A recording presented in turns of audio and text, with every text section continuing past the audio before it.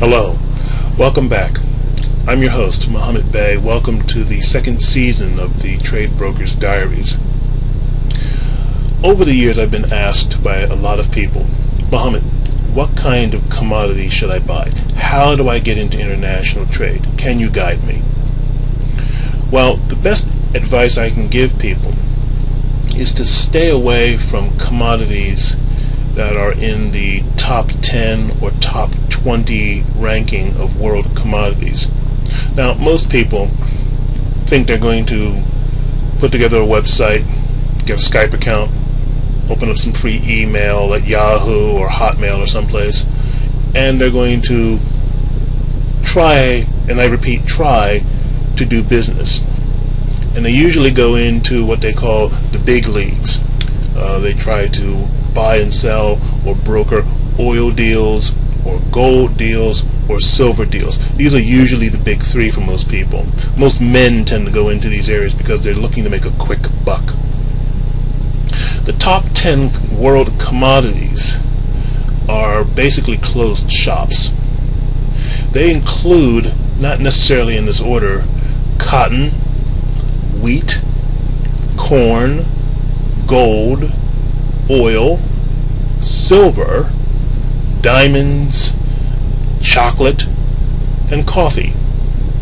Most people wouldn't believe that something like chocolate or coffee was a global commodity, but wars have been fought over chocolate and coffee in Africa. People have died over chocolate in the Congo and other parts of the African continent.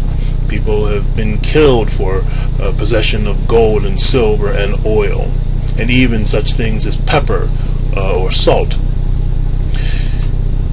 When people ask me what kind of commodities they should try to sell, I usually don't say go into the oil business, because the oil business is a closed shop. Most of these commodities, indeed all of them, are tied up in complex relationships between the corporate and government worlds. There are all kinds of treaties, interpersonal relationships, intergovernmental relationships, trade agreements, often going back decades and in some cases even centuries. If you're just starting in international business, you are not really going to be able to get a piece of the action where gold or corn or oil or silver or any of these big top 10 or top 20 commodities are concerned. So, what's my advice? My advice is to go down the food chain.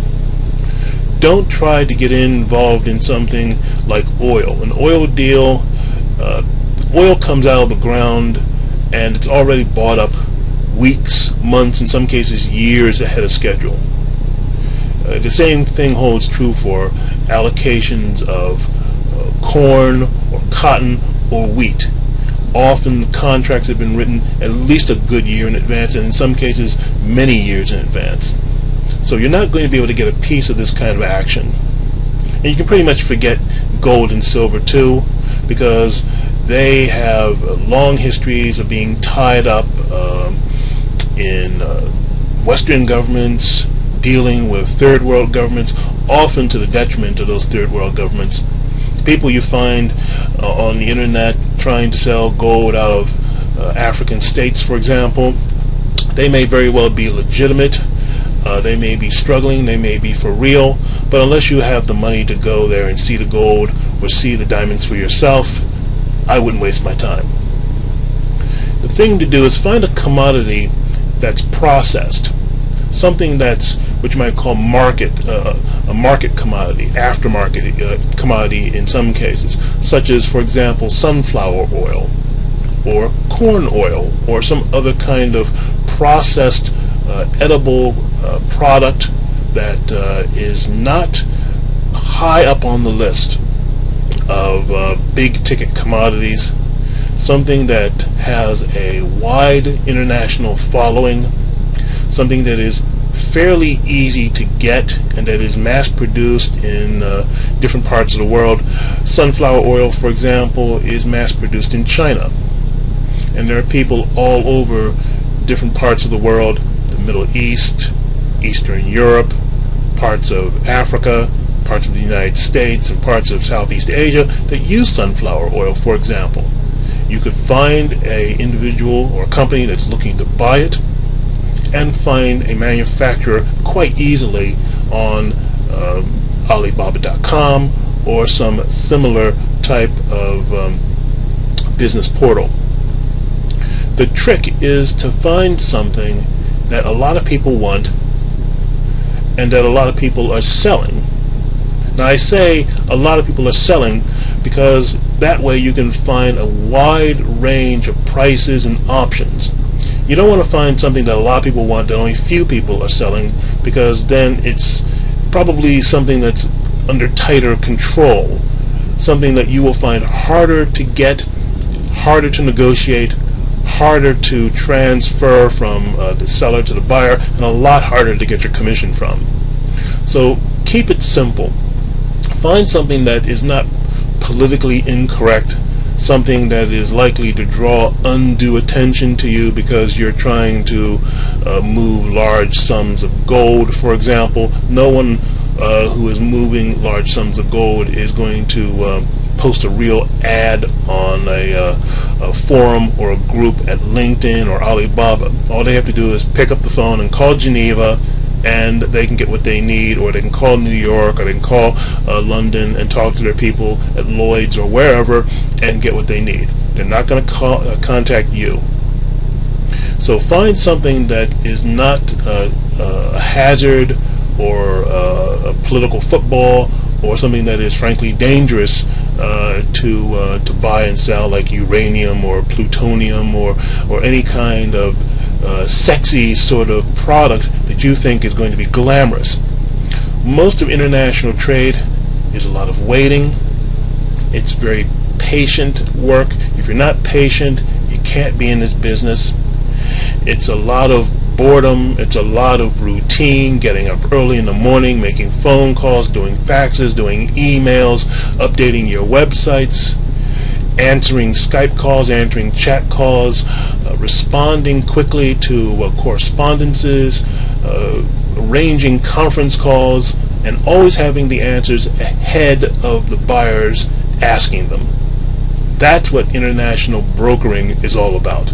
It's a lot of work. It's 1% inspiration and 99% perspiration. If you're not down with that, then this business is not for you. Do not waste your time trying to move tons of gold or shiploads of LNG unless you know someone at Rosgas personally, and don't waste your time with Nigerian tanker takeovers or D2, again, unless you really have the kinds of unusual contacts that only the real inside people would really have. People who are very well connected, who are the sons and daughters and relatives of the well-fed and the well-bred and the well-connected.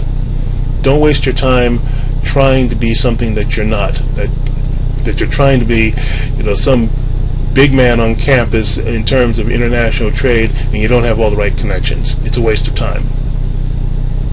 Contact me if you have any questions. My phone number and email, as usual, are right here. I always look forward to hearing from people. Thanks very much for listening to this video. Contact me with your questions and your comments.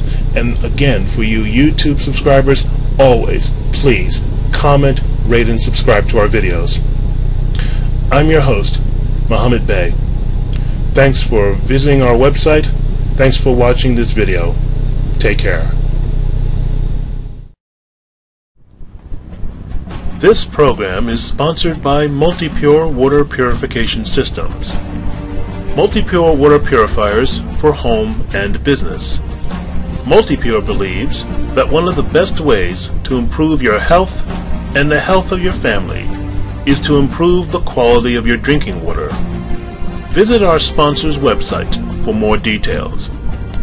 And by the International Import-Export Service Directory, containing hundreds of listings you can use to find products and services for your business. Follow the link to our website for more details. Thanks for visiting our website. Take care.